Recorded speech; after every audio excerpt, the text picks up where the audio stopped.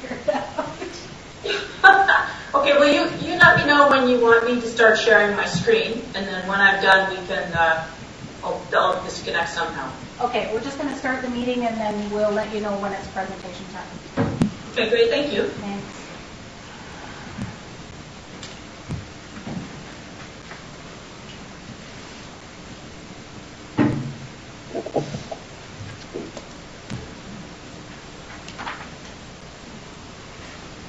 Moved by Councillor Rowland, seconded by Councillor Hudson.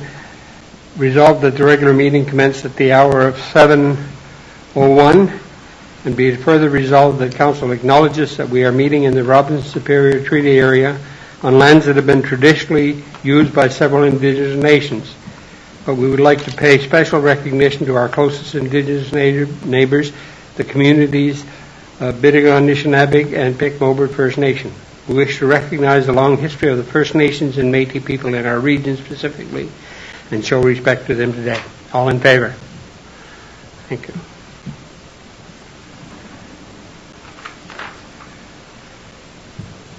Call the meeting to order, and there is an addition to the agenda. Item number 12-01, being a bylaw to amend bylaw number 2021-15, being a bylaw to establish 2021 services and charges. Administration Report 2021-14, submitted by Florence McLean, CAO, regarding golf and pool user fees, dated May 12, 2021. Is there any disclosure of pecuniary interest or general nature thereof? Seeing none, move to the approval of the agenda.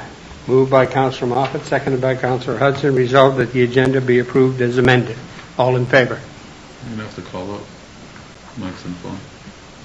Mike? Yes. You're in favour. Thank you. Thank you.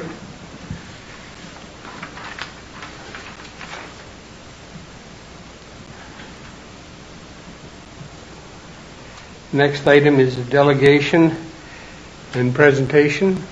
So we're ready to... Thank you, Mr. Chair. It gives me great pleasure to introduce you to Kim McKee from Forum Studio. And Kim and Forum Studio were hired as the consultants to undertake our community revitalization plan. That was a mandate through the Community Revitalization Advisory Committee, and we have worked very hard to get the document put together and to present to you tonight some of the items from the revitalization plan and also for your consideration in strategic planning and budget planning as well. So I'm going to turn it over to you, Kim. I'm just going to share my screen.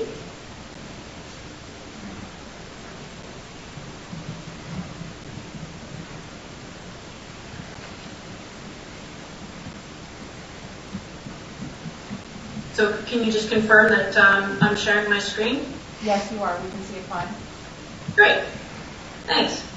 So hi, everyone. As Florence said, my name is Kim McKee, and I'm an architect with Forum Studio Architects, Inc., based in Thunder Bay.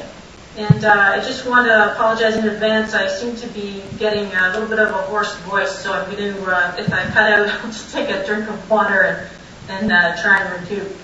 So the Township of Manitowoc's 2007 Community Strategic Plan recognized that community development is a critical strategy towards ensuring that small northern communities such as Manitowoc survive and thrive in the face of changing economic and societal conditions.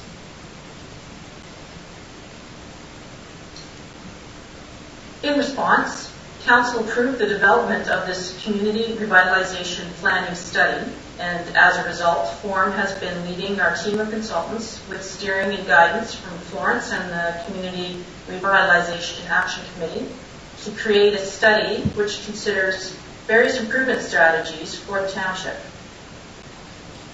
In order to do this, we did an evaluation of construction costs relative to tangible economic impact, but we also considered important but difficult to quantify social benefits such as improvements to overall community health and safety, retention of youth, pride in community and history, and general quality of life for all age cohorts.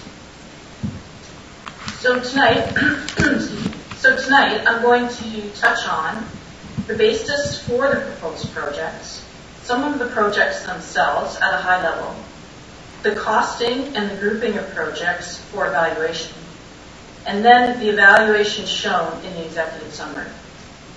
And all the slides that I'm going to show here tonight can be found in the final report, and the reference is the page number down in the lower right here. If you want to, if you have a question, you want to mark down that page number, the slide, you can see the slide in the report.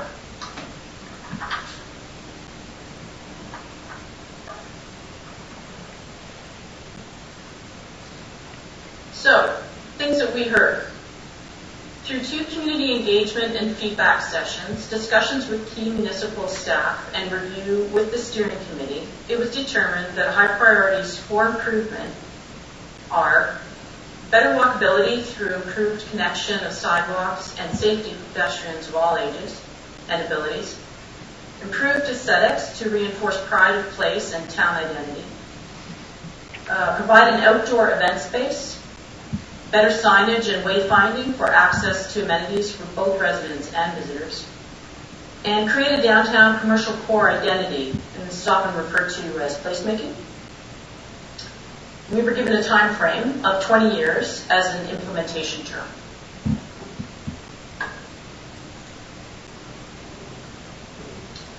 We focused our attention on 5 key areas where projects would have large impact and called them, strangely enough, focus areas. So these are the areas. Area 1, focus area 1 is the main entrance. And this is the initial experience with Manitowoc as you enter the town. Area 2 is at the intersection of Ajala and Manitou, basically where the gas station is now on Manitou Road. Area 3 is the existing roundabout. Area 4 is the downtown area, including the waterfront. And Area 5 is the eastern extent of Manitou Road going towards the bridge between Little Manitowoc Lake and Manitowoc Lake. These areas are connected by image routes, which are sections of Manitou Road and Mississauga Street. So section number 1 of Manitou Road is called the Welcome Image Route, and it extends from Area 1, the main entrance, through Area 2, and then on to the roundabout. The second section of, the second image route is Nature's Heritage Trail, and that extends from the roundabout down through the downtown and then connects back up to Manitou Road. And then the third section is Northern Life, and that extends from the roundabout rec center area all the way along Manitou down to the last area, which is Lakeview at the eastern extent of Manitou Road.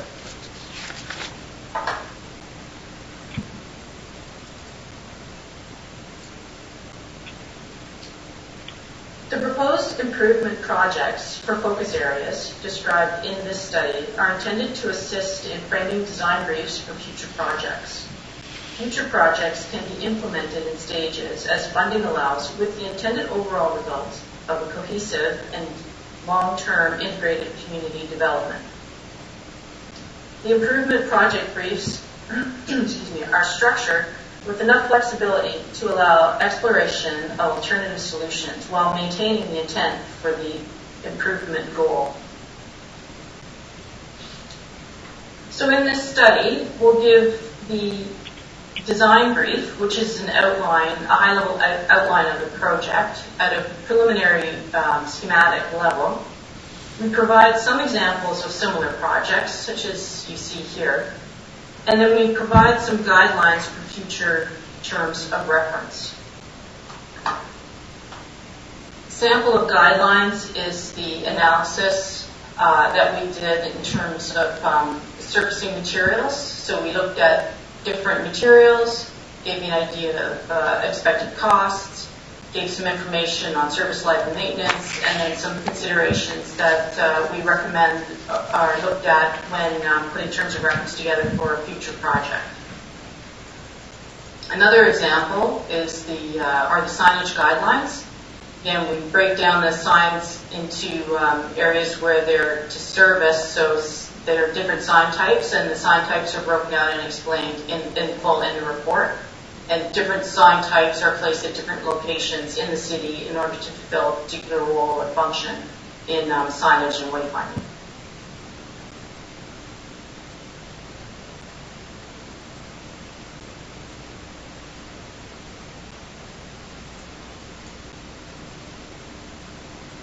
So now we're going to do an overview of the focus areas. So these are the areas that I just described back in this slide. So these 5 focus areas.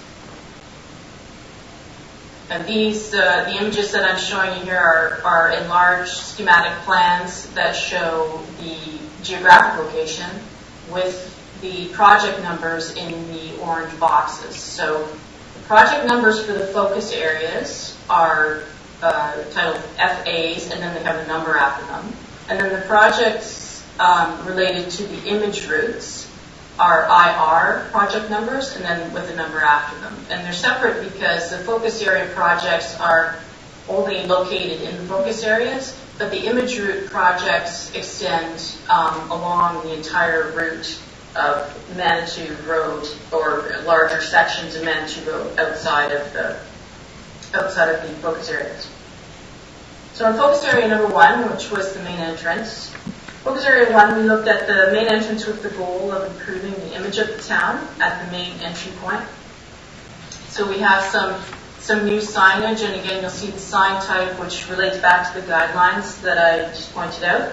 We have some landscaping, and we have a tie-in of new pedestrian infrastructure, such as the active living lane with the future trailhead. So we looked at the image routes projects that we were proposing, and then looked at concurrent studies that were ongoing in Manitowoc, such as the trails, and they're proposing a trailhead at this location. So what we tried to do was integrate the future projects, improvement projects, with what they were proposing in their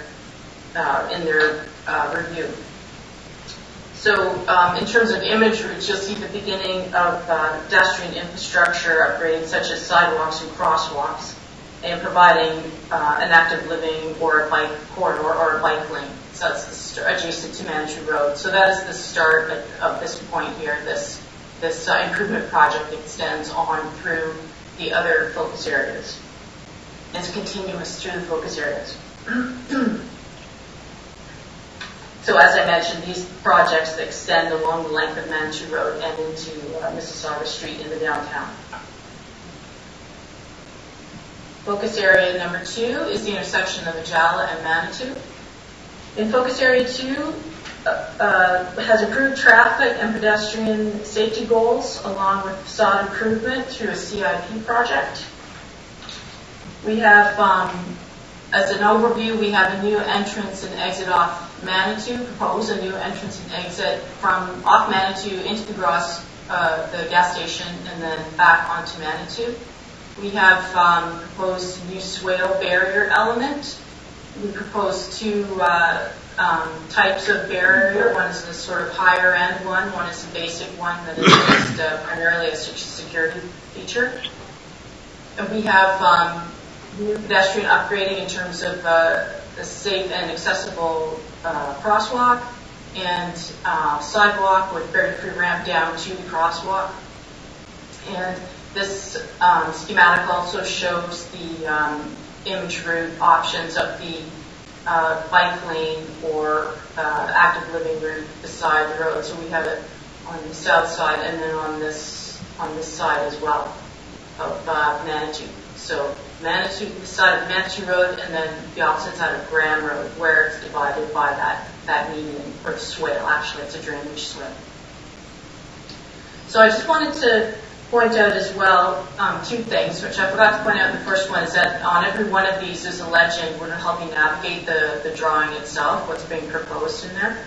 And then the plans that we're giving, especially this one, is a schematic plan. So relative to this focus area, the next step to realizing this project would be to obtain an engineered design based on actual survey dimensions of the key elements, such as property boundaries of both municipal and private, and the dimension location of the pumps and the propane refilling station locations, the building location, site typography, which would give you the elevations, etc. So that is the next step. That these are all proposals at a very schematic level, and additional design, most often engineered design, architectural design, or specialty design is required to realize the project. So this is the start, and that additional scope is required.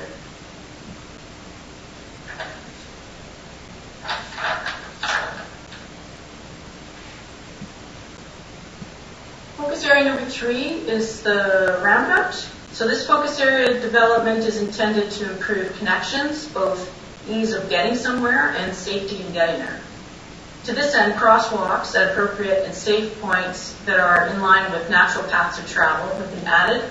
The roundabout is adjusted for proper and standard functioning, and active living routes extended to allow connection and flow through the downtown. I also want to point out that, again, we coordinate a trailhead element here with the active living corridors. So, again, I'll direct you over to the legend to be able to read the drawing, but the blue areas are the active living corridors, which we see continuing through all of the focus areas along Manitou Road and out to the east, and then also down into the downtown area. We've also added and extended sidewalks and provided crosswalks to allow safe transit across the roads. We've incorporated a new walkway down the slope by the municipal office to meet up with a walkway into the downtown, and we'll go over that a little bit further in the next slide, which is the downtown area. But the idea is to connect all of these pedestrian walkways so that they're continuous, so that they're safe, and that there are obvious connections to get to the downtown, to allow access to the downtown. We've also picked up on adding some signage and wayfinding elements you see here, and again, there's a sign type related to it. And then we have a town branding element of the town sign at the center of the roundabout.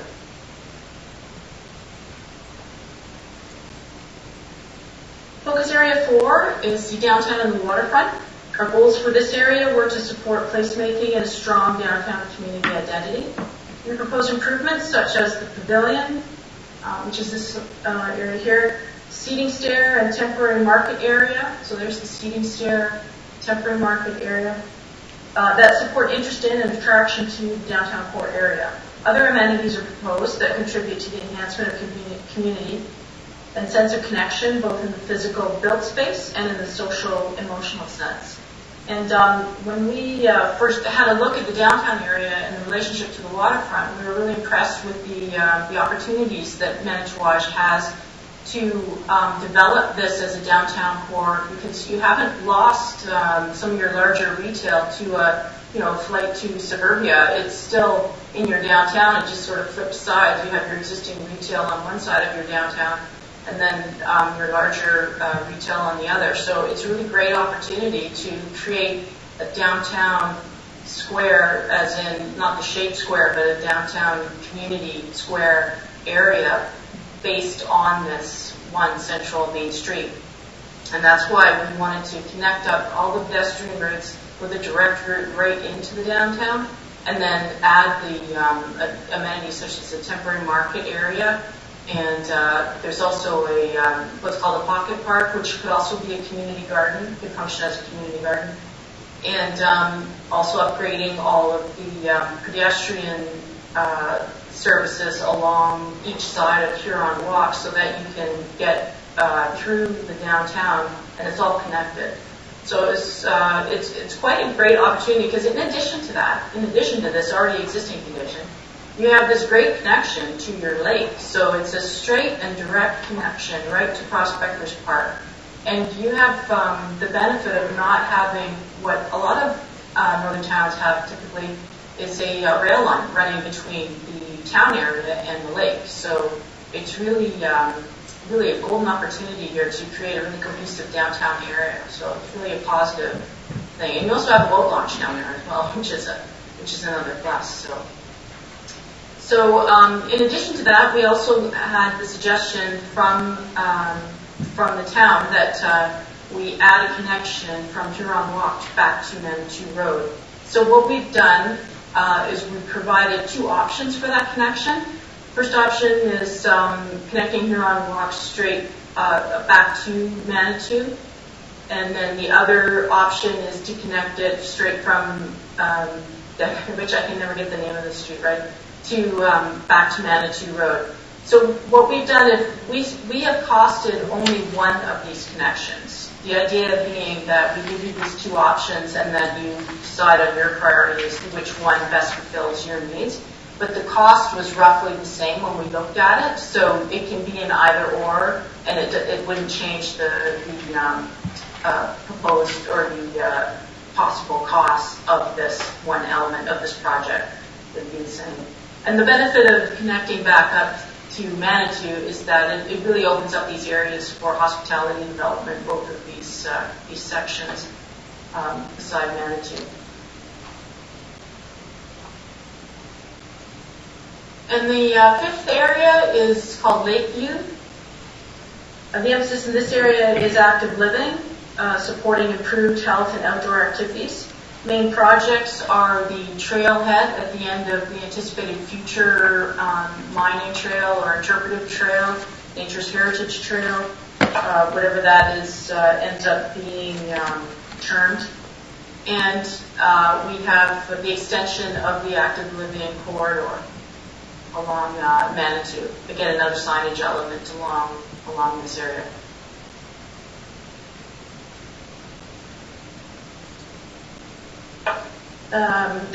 This slide is an example of a project outline related to Focus Area 5, which shows a lot of other elements related to improvements in general, so I wanted to show it.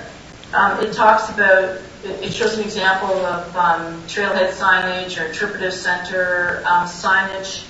It shows a great image of a trail surface and involvement of all age cohorts and ability levels. And this is a granular surface, which we talked about in terms of materials, how to understand different properties of different materials relative to lifespan, etc.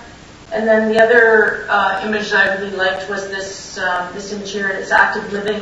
I see it as the end of an active living lane connecting through the entire town and usable during all seasons. So yes, I can imagine this route that's coming all the way out to this Focus Area 5 is going all the way back into the town and then around the town and then all the way out to the entrance in a continuous trail. Also usable in all seasons. So I wanted to show you this slide because now I actually have to show you some charts, so I don't want to lose anything. So here we have our probable project costs summary. On the left, we have each project has an estimate of probable costs. So in this first column, you'll see these numbers here. So these are the imagery projects with the number and the focus area projects with their number. And each one of these projects, which we've outlined in the last section, has its own line item with an estimated cost. So the probable costs in this column include construction costs, which are hard costs, and then soft costs, which are contained in the project costs, things like consultant fees, etc. And there's a further breakdown in the notes in the report to explain how we develop some of those costs.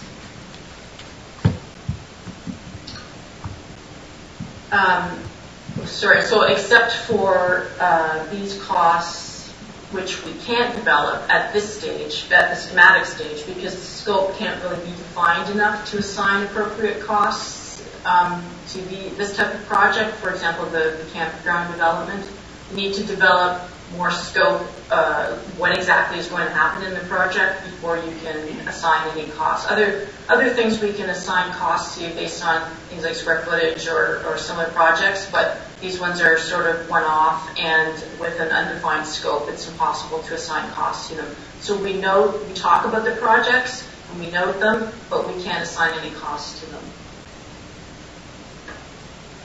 So this is the chart on the left, or the projects summary, and then the chart on the right, we also group the projects to coordinate with anticipated infrastructure upgrades on Manitou Road. And so this is how we get the values in the executive summary for analysis. And it's really important to note that Manitowoc can group the projects any way that you like, or you can develop the projects separately. But for our evaluation exercise, this is what made sense. And what made sense was to group the costs of the focus area related to potential upgrades in infrastructure along Manitou Road.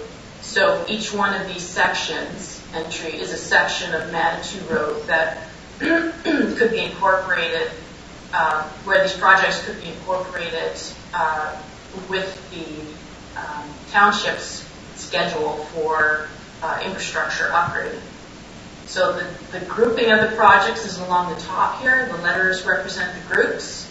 In general, they're grouped according to that section of Manitou Road, except for the downtown group, which is not related to Manitou upgrading. So there's a selection of projects in here that we grouped together that made sense to group together.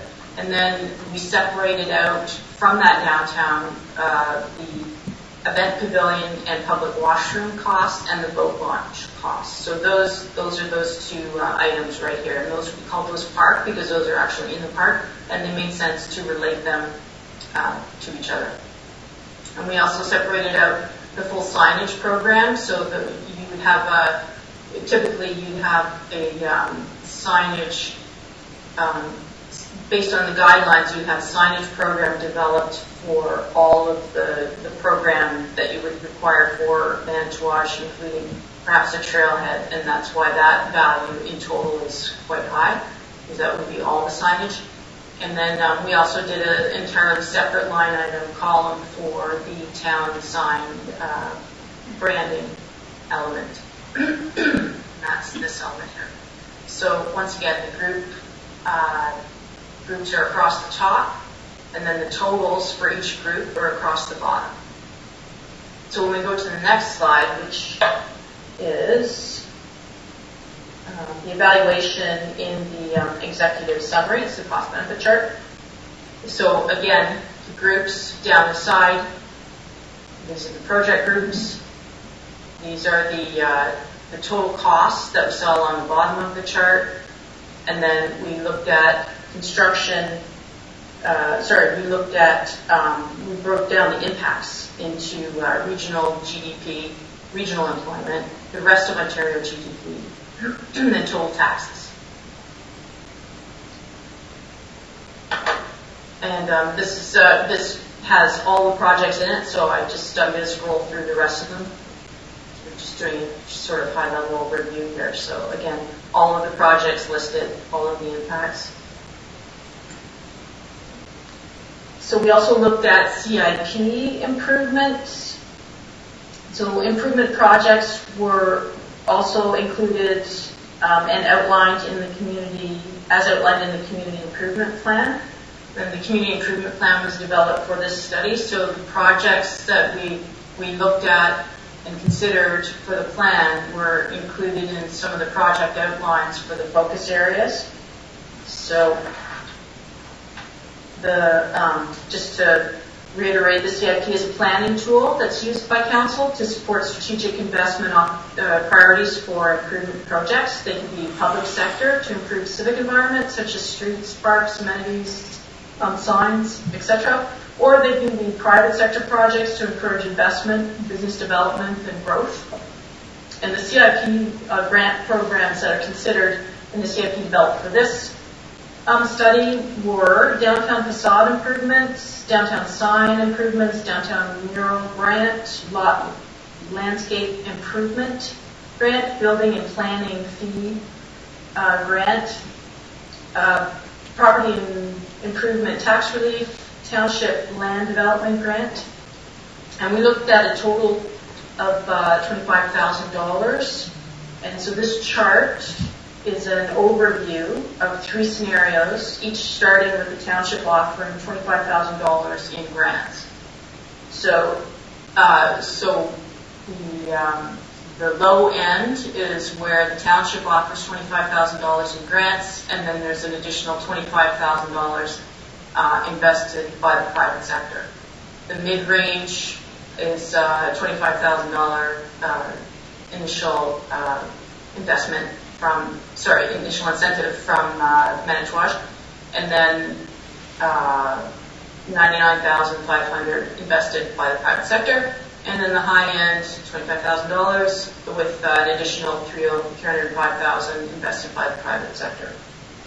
So, and we looked at direct GDP, total GDP, employment generated, taxes, outside of the local area, impact, total GDP, employment, and taxes. And I think it's really important to remember that these other goals, in addition to the values that we show in the chart, the other impacts are really important to note. They're hard to quantify, but they are very valuable to communities. So we want safeguarding health and employment of residents and visitors, improving social, cultural, and recreational facilities, improving municipal facilities and streetscapes, protecting the economic well-being of the township, encouraging business growth, resulting in new employment. So these are benefits, and like I said, they're not totally easily quantifiable, but they definitely have impact.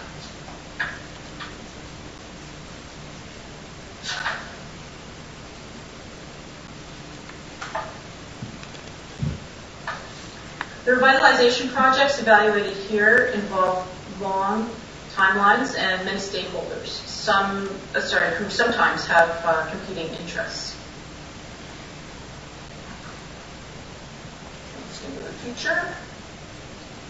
Projects in the study were grouped to reflect anticipated infrastructure renewal as an evaluation strategy, but this is not intended to limit the development or prioritization of any single project.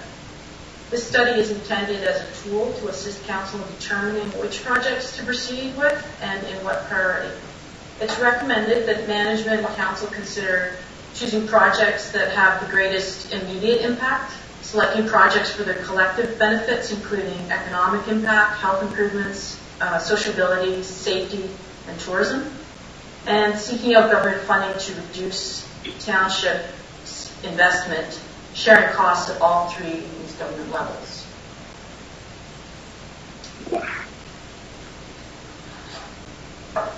It's anticipated that the future realization of the revitalization projects generated by this study will provide long-term positive impacts to Manitowoc's economic and social well-being.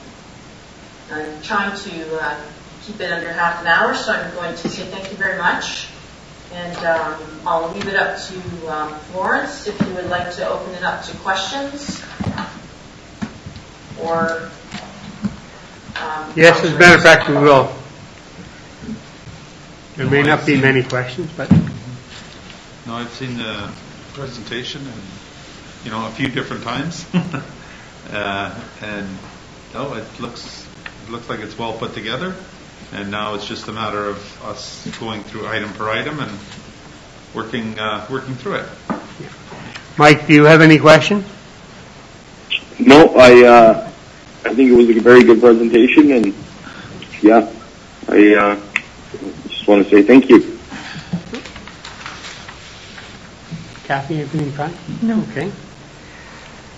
Under the circumstances, and moved by Councillor Arola, seconded by Councillor Moffat, resolved that Council receives with thanks the Manitowoc Community Revitalization Plan as presented by Form Studio Architects. And be it further resolved that Council sincerely thanks the Superior North Community Futures Development Corporation for assistance with funding to undertake this comprehensive plan, and further that Council sincerely thanks the work of the Community Revitalization Advisory Committee to oversee the development of the plan, and further that Council considers the plan during both the strategic planning session scheduled in May 2021 and budget deliberations scheduled for June 2021.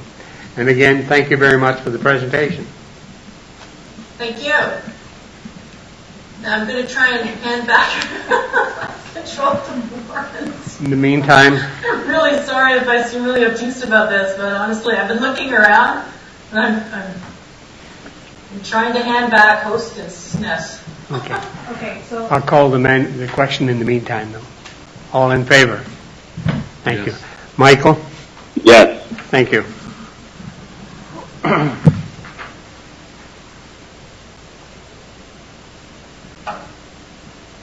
okay, Kim, I'm just going to get you to end your end, and we'll see what happens. Okay. Well, thank you very much, everybody. Okay, thank you. Goodbye. Thanks, Kim.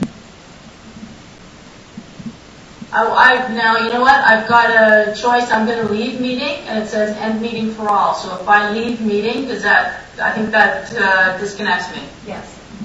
Okay? All right. Okay, Thanks again, everyone. Okay. Bye-bye.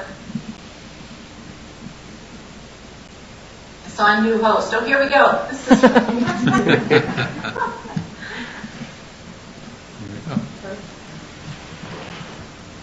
Okay, so now I'm letting in Joanna and Patrick, right? Yes.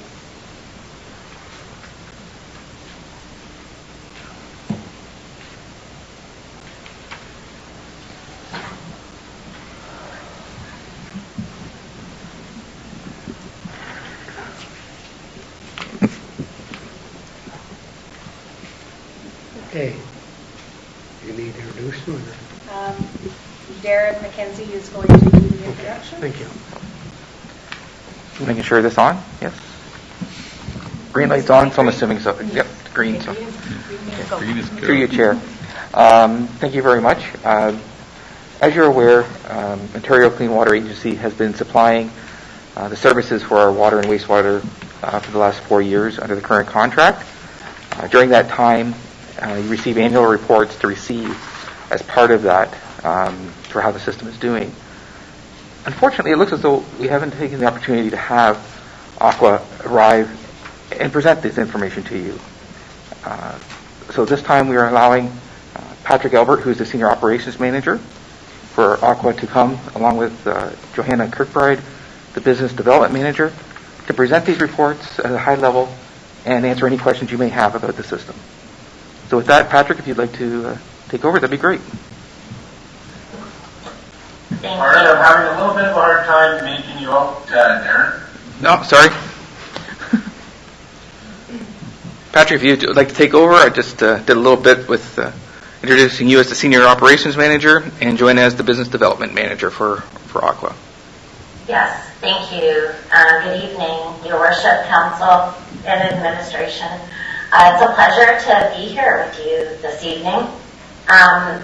Thank you for the introduction. I'm a Business Development Manager based out of Thunder Bay. For those of you that I haven't had the opportunity to meet face-to-face yet, I work closely with Pat and Jeff St. Pierre, Regional Manager, in supporting the water and wastewater operations in Manitowoc. So Patrick is going to do most of the talking this evening as he walks you through the regulatory reporting on your facilities from 2020. But I wanted to just take the opportunity to say hello to those of you that I haven't seen in a while and introduce myself to some of the newer folks. So I'll hand it off to you, Pat. Great, thanks, Joanne. Thanks, Darren. So good evening, everyone. Before I get into the presentation, I'd just like to thank everyone for giving us the opportunity to be present this evening and present these reports. And as I'm going through this, please feel free to stop me at any time if there are any questions or concerns with anything that's being presented. I think I'm good to share the screen. Yes, you are. And everybody is seeing this? Not yet. Not yet. Okay. Let's see here. Here.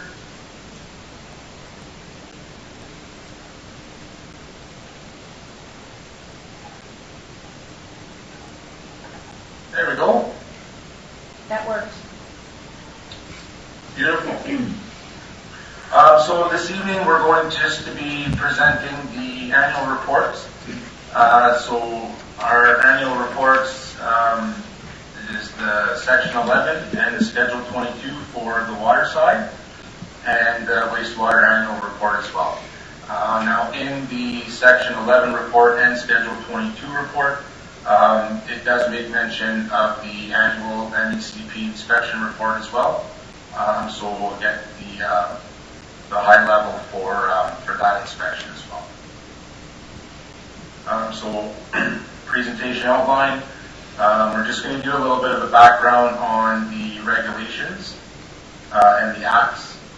We'll go through section 11, which is the water annual report, schedule 22, which is the summary report, which basically goes through your daily flow rates, your system failures and corrections, and then the wastewater annual report. So basically, which it concentrates on the effluent flows, sampling, and operational issues.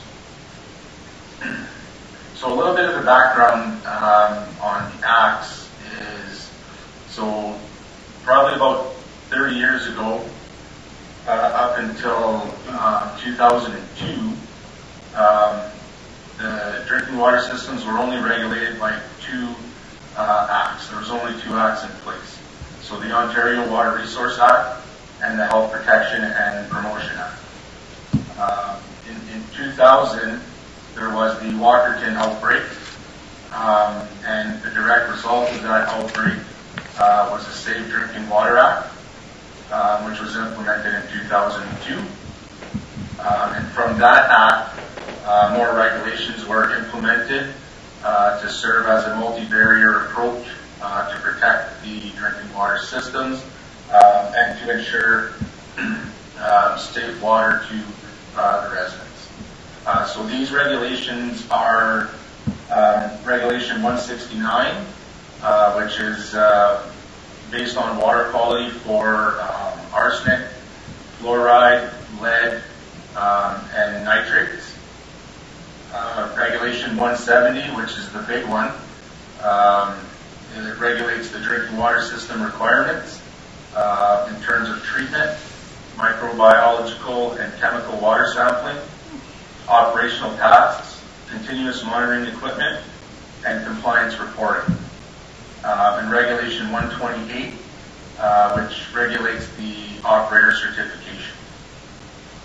Some other requirements are the Drinking Water Works Permit, which regulates terms and conditions of the physical site, so the treatment plant itself. The Municipal Drinking Water License, that's more for operating the facility, so the terms and conditions of operating the facilities.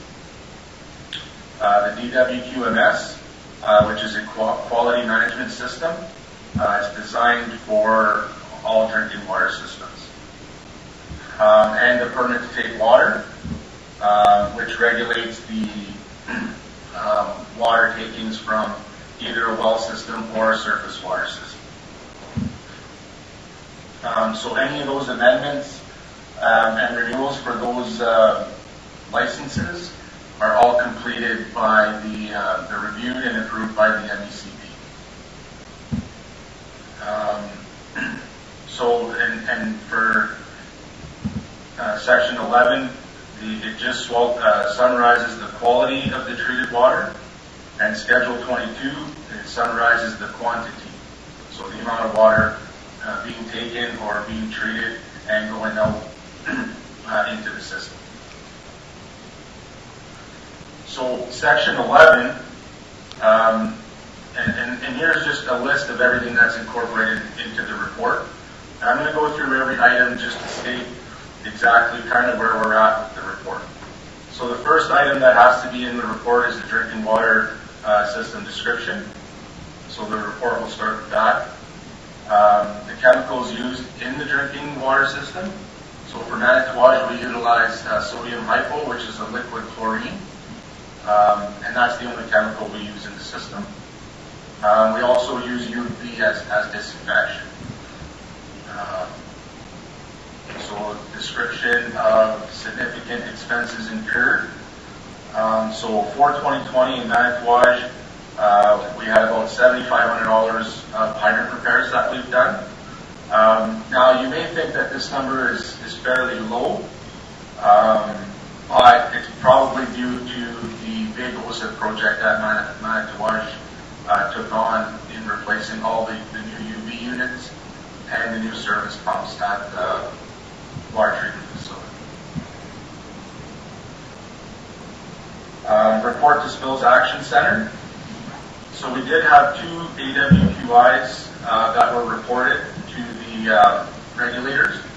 So these were reported to the MECP, which is Spills Action Center, and the Administrative Health. So on February 3rd, 2020, we had a sodium sample result that exceeded the limit. The limit for sodium is 20 milligrams per liter, and our sample came back at 39.3 milligrams per liter. So we resampled and actually came back a little bit higher, 42.2 milligrams per liter. So the township was notified, and I believe the township still has posted warnings for the residents who may have low sodium diets, that there is a little bit of heightened sodium in the water. This is very typical for a lot of, if not all, well services. Water coming from the ground does tend to have a little bit higher sodium levels in it. The other item was a total coliform hit that was detected in the distribution sampling. So this was also reported to the MECP and the MOH, and we were directed to resample, which we did, and the sample came back clean. So in this instance, we don't typically see total coliform hits. It's very rare, actually, that we see them in Manitowoc. So this one was labeled as a sample error, which does happen. Sometimes if you touch the lid of the sample bottle or the inside of the cap by accident and you don't notice it, that could give you that hit. The total coliforms is just an indicator that there is possibly something in the water.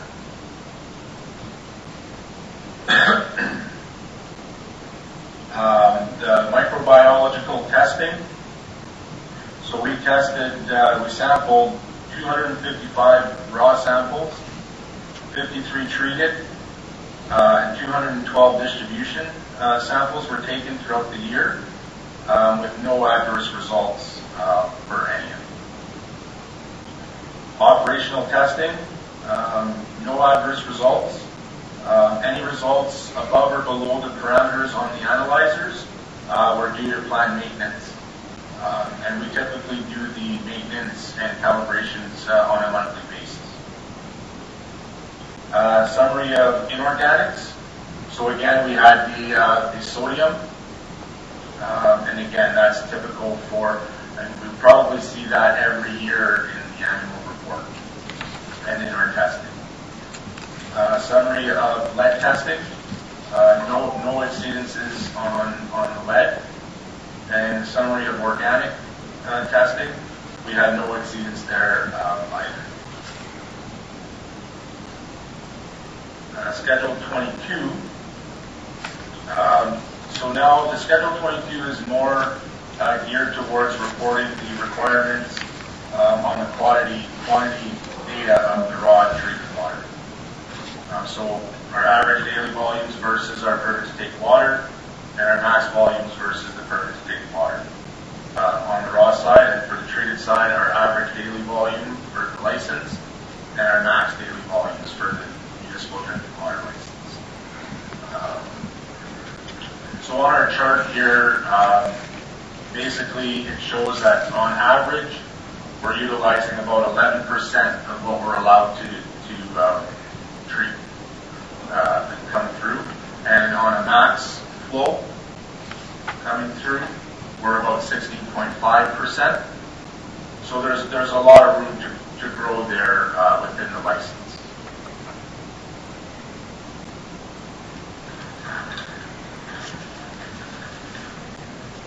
So the Ministry of Environment conducted an announced inspection of the Manitowoc drinking water system on December 2nd, 2020. The final inspection report was issued on February 2nd, 2021. There were 3 non-compliance items identified in the inspection report. And the final inspection rating record for the Manitowoc drinking water system was 93.2. So the three non-compliances were, the one was the total coliform hit. We did the resample. They would have liked to have seen the resample take place upstream, downstream, and at the source, and not just at the source. So we've rectified that with the operators and completed training records and submitted to the NDCP. We also, the other 2 items are actually combined. They had to do with the OSIP project. So as part of the OSIP project, they had to do, the engineering firm had to do an operations and maintenance manual. So they did that, and we had everything in place. The only thing that was forgotten was a couple of items were forgot to be transferred from the old one to the new one. We did have them on site, but they weren't in the manual during the time of inspection. So that was the second item. And the third item had to do with the UV units, the new UV units. Now there was correspondence in the past when this project was taking place that the UV units were approved. They just wanted to see some more documentation on that, and we were able to provide that right away. So all 3 items were rectified very quickly. And other than that, I don't see any other items coming up in the future. So throughout the year, there was 2 adverse water quality incidences, and again, these are the same ones as were mentioned in Section 11. So for the operating year of 2020, the Manitowoc drinking water system was able to meet the demand of water use within the town without exceeding the municipal drinking water license and the permit to take water. We have a lot of leeway there, so there is, which is good because we've got room to expand if that's ever the case in Manitowoc.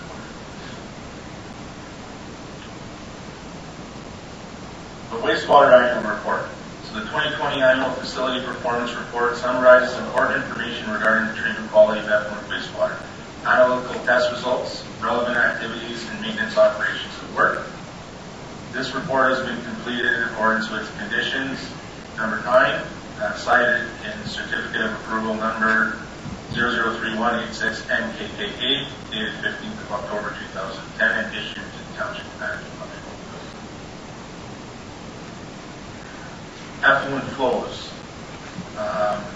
So the total effluent flows for this time frame, so for 2020, reported was 517.64, with the lift station raw flows 495,114.70 cubic meters from January to December 2020. In the reporting year of 2020, CBOD5 was analyzed, and the average was 5.103 milligrams per liter, and the max 9.25 milligrams per liter. So these numbers are within the effluent limits imposed by the Certificate of Approval. is 25 milligrams per liter. The objective of 20 milligrams per liter was met in 2020. The annual average suspended solids concentrations for the effluent in 2020 was 7.161 milligrams per liter and maximum of 18.7. So this parameter is likewise within the compliance level of 30 milligrams per liter. So we're well within the levels where we need to be. And the plant compliance criteria states the pH of the effluent shall be maintained between 6 and 9.5 at all times. The average pH during this period was 7.954, with a high of 8.38 and a low of 7.39. So again, well within the range that we need to be. Operational issues. The Manitowoc sewage treatment system had one bypass incident in 2020. On June 14, 2020, an environmental incident was reported. A power outage caused a bypass event at the lift station. The overflow pump failed and overflowed to the creek. The creek was backing up into the lift station pump chamber due to a beaver dam on the creek. Sampling of the overflow showed no indication of sewage.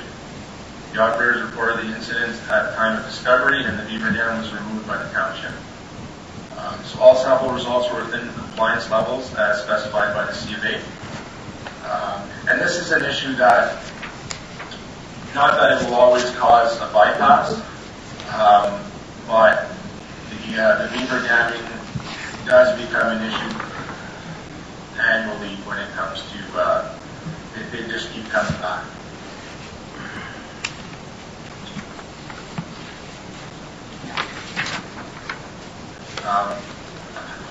So that's about all that we have for that. If there are any questions, I'd be happy to answer them. No, good. Councillor Campanello, you have any questions? Or are you okay? No, no questions through the chair. Just want to say thank you for the presentation. Thank you. Looks like everybody's happy with the presentations. That must mean I did a good job. Yeah, there you go. Well, that's great. No, thank you very much again for having us this evening. And again, if there's any issues, concerns, questions at any time, please feel free to give me a call, give Joanna a call. We'd definitely be happy to assist you. And if there are any other presentations that, and Darren and I can discuss this further, that you'd like us to be a part of, we'd absolutely be happy to do that. Thank you. Okay, thanks. Moved by Councillor Hudson, seconded by Councillor Moffat. Resolved that Council receives with thanks the presentation of the Ontario Clean Water Agency regarding the Manitowoc's 2020 annual water and sewage report. And be it further resolved that Council is in receipt of the Ontario Clean Water Agency 2020 Section 11 Annual Drinking Water Report, 2020 Section 22 Annual Drinking Water Summary Report, and 2020 Sewage Treatment System Annual Report, and be it further resolved that the report be accepted as received. All in favor? Councillors? Yes. Yeah, thank you. Thank you very much. Thanks, Patrick and Joanna. Have a great evening, everyone. Patrick, if you could hand controls back to us as you exit.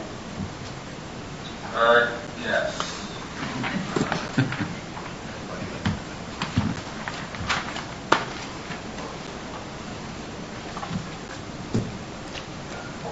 Did that work? So when you go to log out of the meeting, you'll be asked to hand it back to us. Okay. Thank you. You're welcome.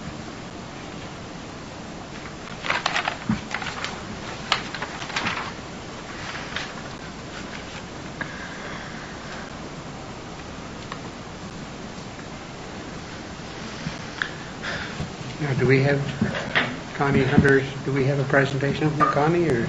It's in the Pardon? It's in the agenda.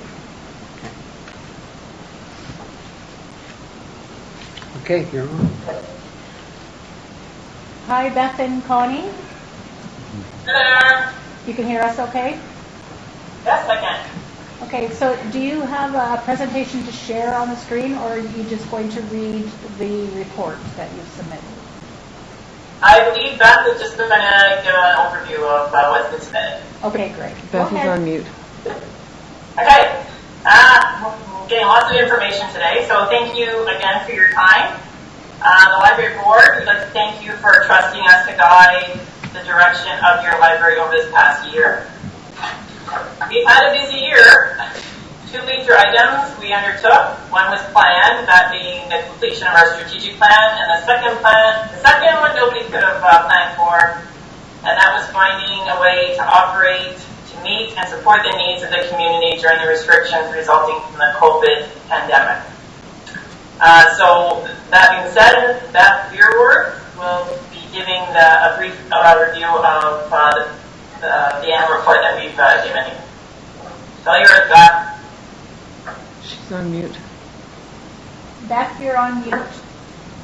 Okay. Thanks, Florence. No problem. We won't read through the whole report.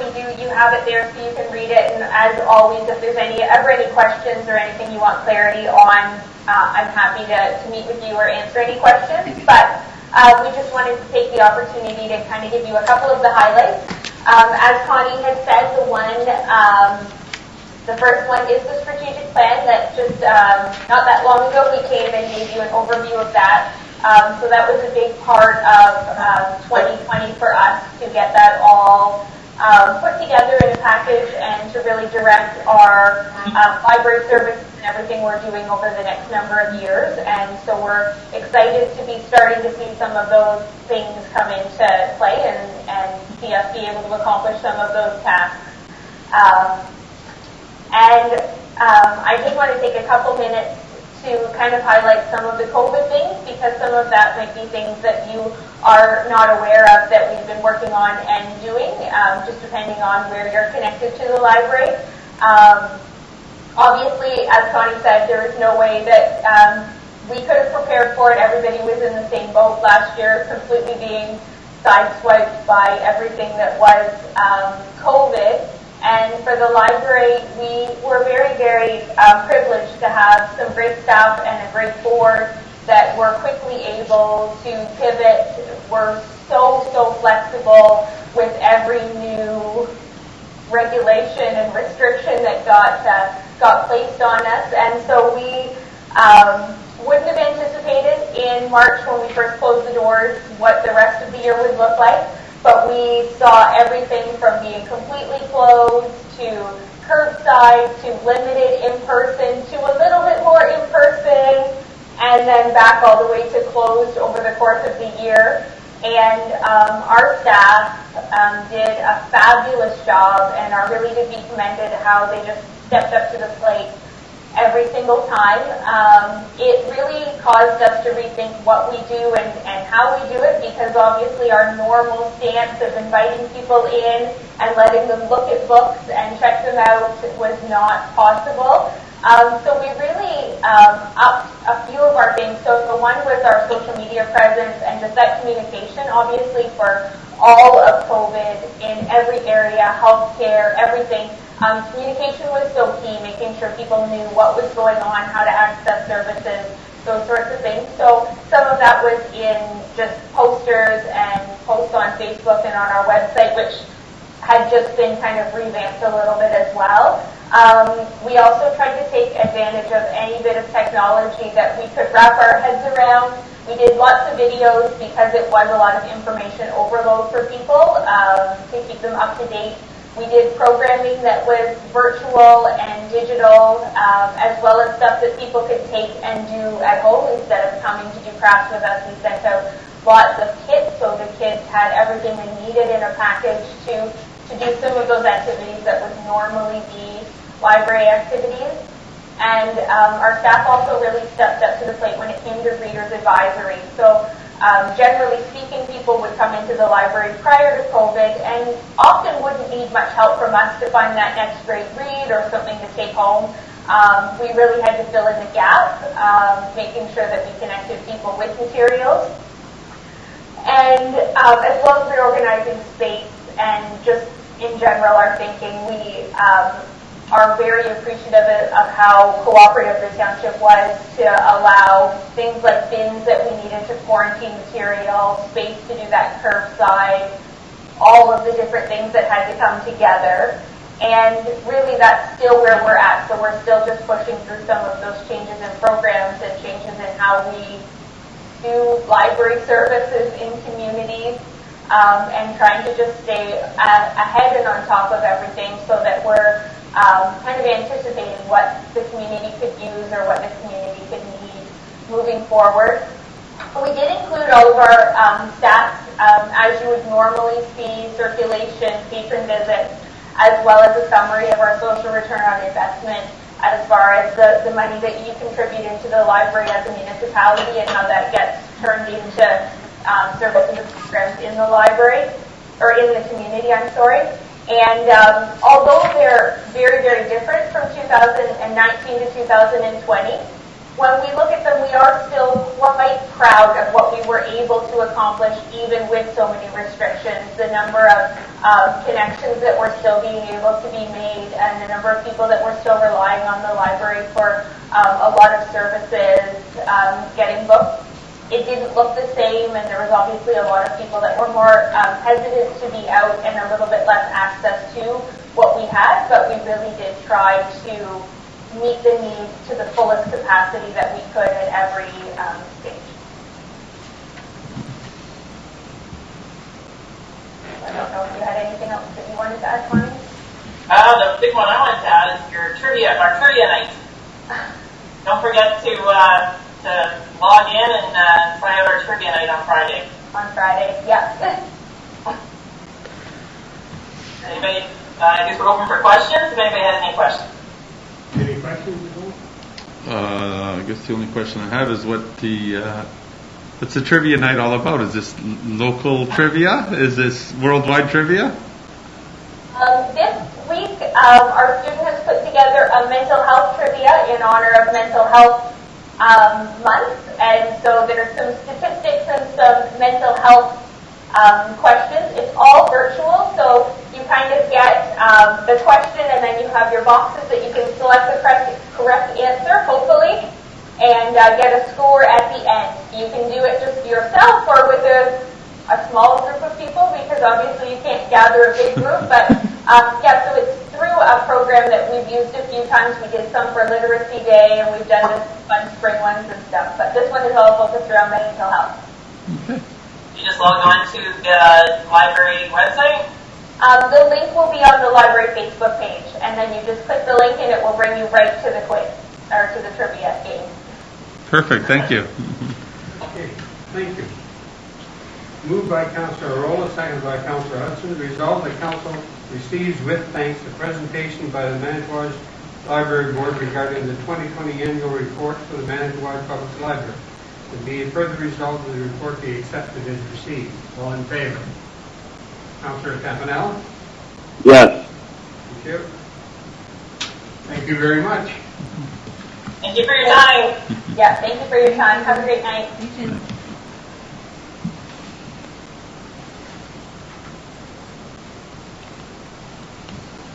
Moved by Councillor Arola, seconded by Councillor Moffat. Resolved that the minutes of the regular meeting held on April 28, 2021 are adopted as circulated. All in favor? Thank you. Councillor Campanella? Yes. Thank you. There are no petitions and no correspondence, so next item is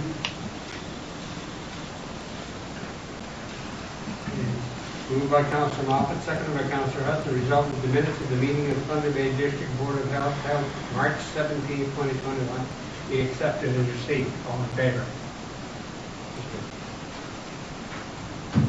Okay. Councillor Campanella? Yes. Thank you.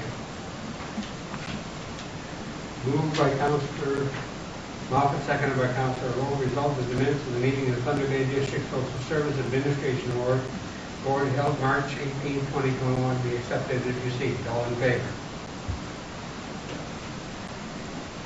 Councillor Campanella? Yes. Thank you. Next item is a verbal update by Councilor. Thank you. Through you, Mr. Chair. Just want to give an update on the vaccine clinic held last Friday. There was about 300 vaccines given out in the community. There is no vaccine clinic this week, and we do not have a date for the next one, but we will keep you posted. We are watching the reopening plans for the province very carefully, and there is some discussion about extending it 2 more weeks into June, but there is also discussion that perhaps outdoor recreation will be able to open during that time. So this is the first year that our golf course is ready to go, and we're looking forward to being able to open it. And we'll keep you all apprised as we know more information on that. May is a busy month in terms of spring cleanup in Manitowoc. So we've partnered with Pitch In Canada, who has provided us with a box full of garbage bags that we are distributing throughout the community to encourage people to participate in a cleanup weekend from May 28th to 30th. The bags are yellow, so you can just leave them on the curbside, and Public Works will pick those up. If you can just clean up around the areas of your business or your home, that would help out a lot greatly in the community. And then that leads up into Cleanup Week, which is May 31st to June 4th. And this year it will look a little bit different. We're not taking large items at the curbside. It's more organic waste. So any trees that came down or winter sand that's accumulated along your property, that can all be collected if it's put into piles. And then we will have a larger item pickup in July, and we will advertise those dates as well.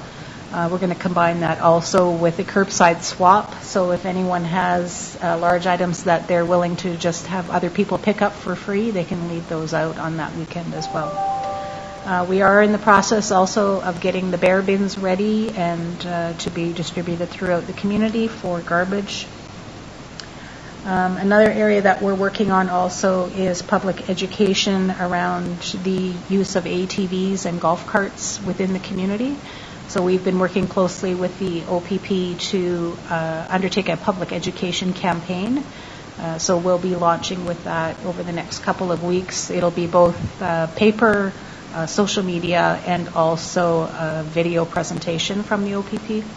And then following that education period, there will be an enforcement blitz. So we hope that the word gets out to the community that there is a proper way to use ATVs in the community, and we're encouraging people to follow the law. And with the Recreation Department, we have a number of new initiatives. Jenny Sinclair advised that she would not be putting the flowers in this year. So we launched with a Adopt a Flower Bed program, which is proving to be quite successful. And a number of people have signed up to adopt certain flower beds in the community. And so we'll be putting that out in our June forecaster as well. In previous years, we've also had an Adopt a Stump program in the Agawa Gardens area, and so that has launched again as well. And then we're also working on a couple of new initiatives at the clubhouse this summer to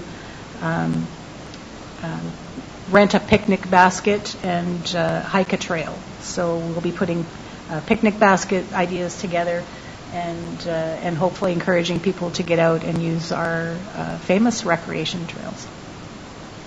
That's it for now. Thank you very much. Next item, bylaw, moved by Councillor Hudson, seconded by Councillor Rowland, being a bylaw to amend bylaw number 2021-15, being a bylaw to establish 2021 services and charges to be read a first and second time. So is it you? Yes, it is me. Through you, Mr. Chair, I was advised that at the December meeting, the user fees schedule was approved with the exception of the golf fees and pool fees. So we've made some revisions to the amounts or the percentage that those were increased.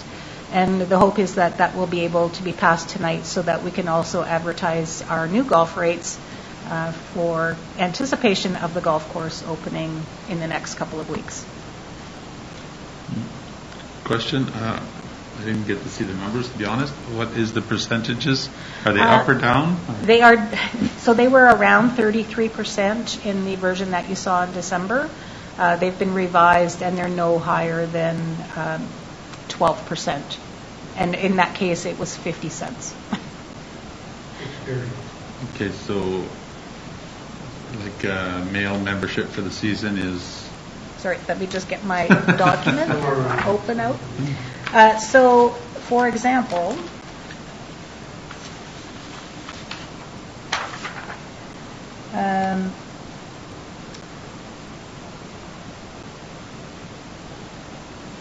the golf course membership fees for an adult would be $595. That was an increase of 4% over the previous year. That was $572. Okay. And everything's in perspective, I'm assuming? Yes, everything's in perspective with the other increases. And again, for pool fees, increase was no more than 10%. And so last year, monthly swim pass was $45. Now it's $47. Okay. Slight increases. Cost of living. Perfect. Thank you. You're welcome. Councillor Scampanello, do you have any questions? No. Okay. Seeing no more questions, we'll continue. And further be read the third time passed and numbered as bylaw number 2021-16. All in favor? Councillor Scampanello, is that? Yes. Thank you.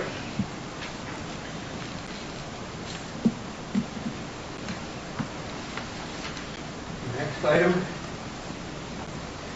is about the AMO conference. Moved by Councillor Moffat, seconded by Councillor Hudson. Resolved that Council request delegations to the following minister at the Association of Ministries of Ontario 2021 Annual Conference. Is there any? Through you, Mr. Chair, I do have one request in that we have a joint delegation with the town of Marathon, with the Ministry of Energy, Northern Development and Mines, to discuss our application to the Northern Energy Fund with regard to the Lakeshore Natural Gas Project.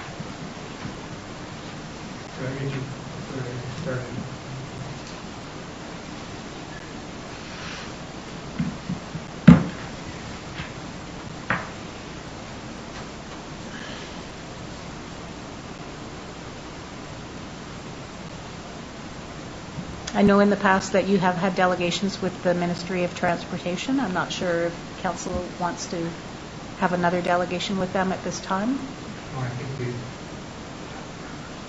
gone through the last time.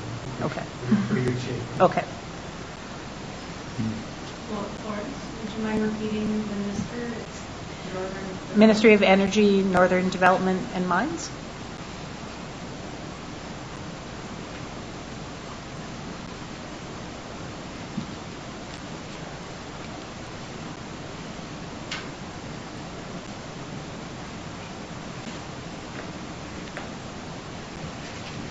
And so that would be a joint delegation with the town of Marathon.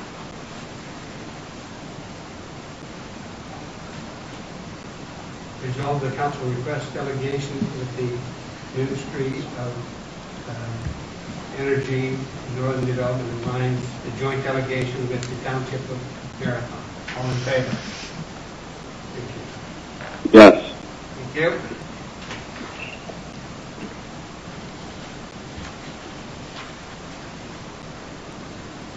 Moved by Councillor Hudson, seconded by Councillor Moffat.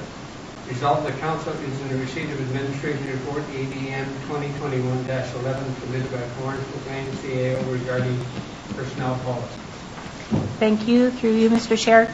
3 new policies for the personnel policy binder. The first one being mobile communication device usage or cell phone usage policy. And really what this does is it ensures that the township is using the best practices in terms of communicating with staff not texting messages through cell phone to operators who are using heavy equipment, but rather utilizing the radio equipment that we have available to them, and also ensuring that summer students are perhaps leaving their phones at home or in their pack sack instead of using them while they're operating machinery as well. This is a bit of a difficult policy. We understand that cell phone use, texting, and communicating with family members is the way that we do business, but ensuring that the municipal assets are protected, the public safety is protected. We do have other measures to work with staff, communicate with staff, and it should not be done against the Ontario laws that are before us.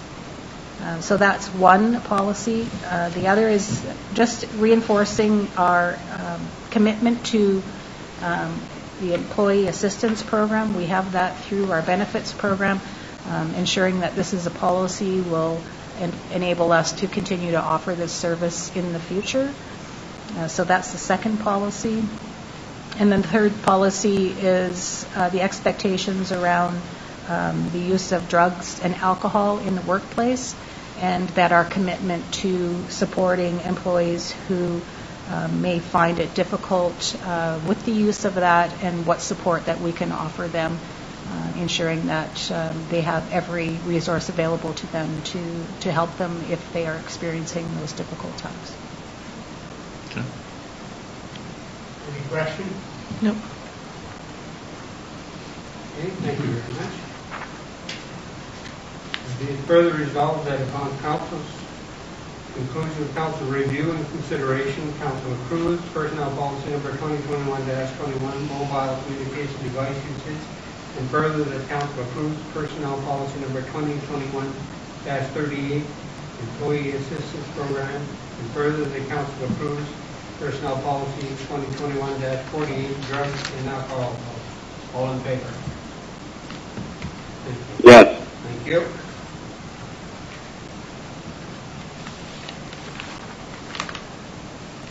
There are no motions or motions, so move into closed session. Moved by Councilor Rolla, seconded by Councilor Hudson.